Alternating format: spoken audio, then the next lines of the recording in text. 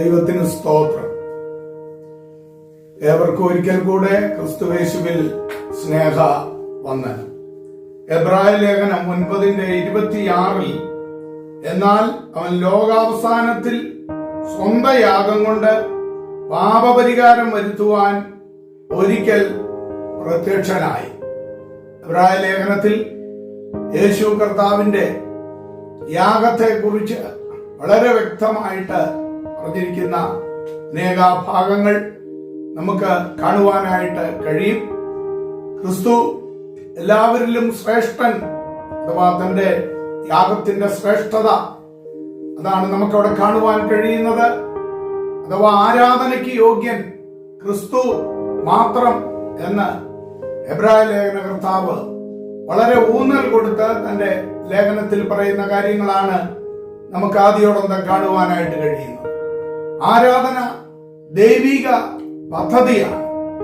അത് ആരെ, എങ്ങനെ, എവിടെ എന്നിങ്ങനെ ആരാധനയുടെ എല്ലാ ഘടകങ്ങളും ദൈവ വചനത്തിൽ സവിസ്തരമായിട്ട് വ്യക്തമാക്കിയിട്ടുള്ളത് നമുക്ക് തിരുവചനവാദിയോടൊപ്പം പരിശോധിച്ചാൽ മനസ്സിലാക്കുവാനായിട്ട് കഴിയും. എന്നാൽ സാത്താൻ ആ ദൈവിക പ്ലാനിനെ വികലമാക്കി സ്വന്തം താല്പര്യങ്ങൾക്ക് അനുസരിച്ച് ആരാധന രൂപപ്പെടുത്തി കളഞ്ഞതാണ് ഏതേനിൽ തൊട്ട് പരിശോധിച്ചാൽ നമുക്ക് മനസ്സിലാക്കുവാനായിട്ട് കഴിയുന്നത്. പാട്ടും പ്രാർത്ഥനയും സാക്ഷ്യവും പ്രസംഗവും സ്തോത്രകാഴ്ചയുമാണ് ആരാധനയെന്ന് ചിന്തിക്കുന്നെങ്കിൽ അത് തെറ്റാണ് എന്ന് ദൈവവചനം പരിശോധിച്ചാൽ നമുക്ക് മനസ്സിലാക്കുവാൻ കഴിയും. ആരാധനയിൽ ഇതൊക്കെയും അടങ്ങിയിട്ടുണ്ടെങ്കിലും അതല്ല ആരാധന എന്ന് തിരുവചനം വ്യക്തമാക്കുകയാണ്. അബ്രഹാം നമുക്ക് നല്ലൊരു മാതൃകയാണ് കാണിച്ചു തരുന്നത്. ആരാധനക്കാരുടെ പിതൃത്വം അവകാശപ്പെടാൻ യോഗ്യനായ വ്യക്തി അബ്രഹാമാണ് എന്ന് ഉൽപ്പത്തി പുസ്തകം 22-ാം അധ്യായം പഠിച്ചാൽ നമുക്ക് മനസ്സിലാക്കുവാനായിട്ട് കഴിയുന്നതാണ്. സമ്പൂർണ്ണ അനുസരണം, സ്വയം യാഗമായി തീരുന്ന ആ അനുഭവം, ഇവയൊക്കെയായിരുന്നു അബ്രഹാമിന്റെ ആരാധനയിൽ നിഴലിച്ചു നിന്നതായിട്ട് നമുക്ക് മനസ്സിലാക്കുവാൻ സാധിക്കുന്നത്. ആരാധന ഒരു യാഗത്തിൽ അത് അടിസ്ഥാനപ്പെട്ടതാണ്. പഴയ നിയമത്തിലും പുതിയ നിയമത്തിലും അത് അബ്രഹാമിൽ തുടങ്ങുന്നു. തുടർന്ന് മിസ്രയീമിലെ അടിമത്തത്തിൽ നിന്നുള്ള വിടുതലിനായി അറുക്കപ്പെട്ട പെസഹ കുഞ്ഞാട്, അതേപോലെ സഞ്ചരിക്കുന്ന ദൈവാലയമായ വിശുദ്ധ മന്ദിരത്തിലെ യാഗം വാഗ്ദത്ത നാട്ടിൽ എത്തുന്നു. യെരുശലേമിൽ സ്ഥിരമായി പണിയപ്പെട്ട ആലയത്തിലെ യാഗം തുടങ്ങിയ പഴയ നിയമ യാഗങ്ങളുടെ പ്രതീകങ്ങളെല്ലാം ചെന്ന് ചേരുന്നത് അത് മുഴു മനുഷ്യവർഗത്തിന്റെയും പാപത്തിന് പരിഹാരത്തിനായി കാൽവറിയിൽ നടന്ന യേശു കർത്താവിന്റെ ശരീരയാഗത്തിലാണ് എന്ന് വ്യക്തമാക്കുന്നതാണ് ദൈവത്തിന്റെ തിരുവചനം നമ്മെ പഠിപ്പിച്ചുകൊണ്ടിരിക്കുന്നത്. അതേപോലെ റോമാലേഖനം 12 നമ്മുടെ ശരീരങ്ങളെ തന്നെയാണ് നാം യാഗമാക്കേണ്ടുന്നത് എന്ന സത്യവും നമ്മോട് അറിയിക്കുകയാണ് ചെയ്യുന്നത്.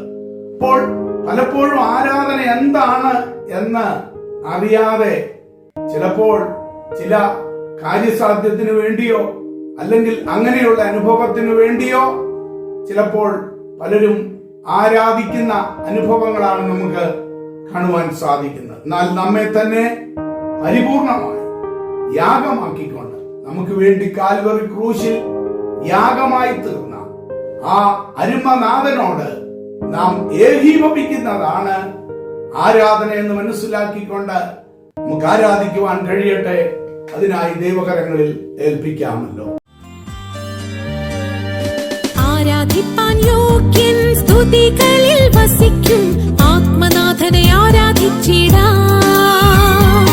ആരാധിപ്പാൻ യോഗ്യൻ, സ്തുതികളിൽ വസിക്കും ആത്മനാഥനെ ആരാധിച്ചിടാം.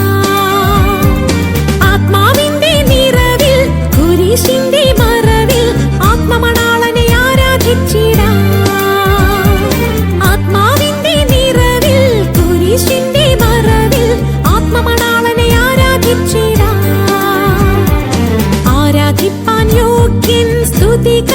വസിക്കും ആത്മനാഥനെ ആരാധിച്ചിടാം.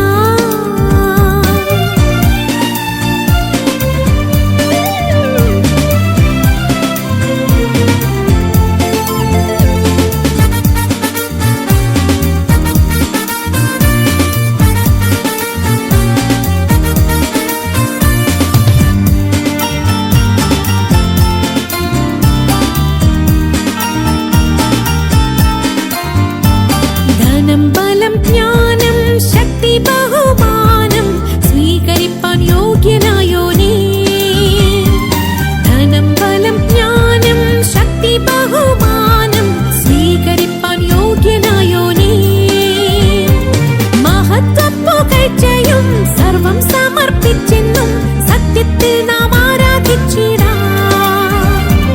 മഹത്വം പുകഴ്ചയും സർവം സമർപ്പിച്ചെന്നും സത്യത്തിൽ നാം ആരാധിച്ചിടാം.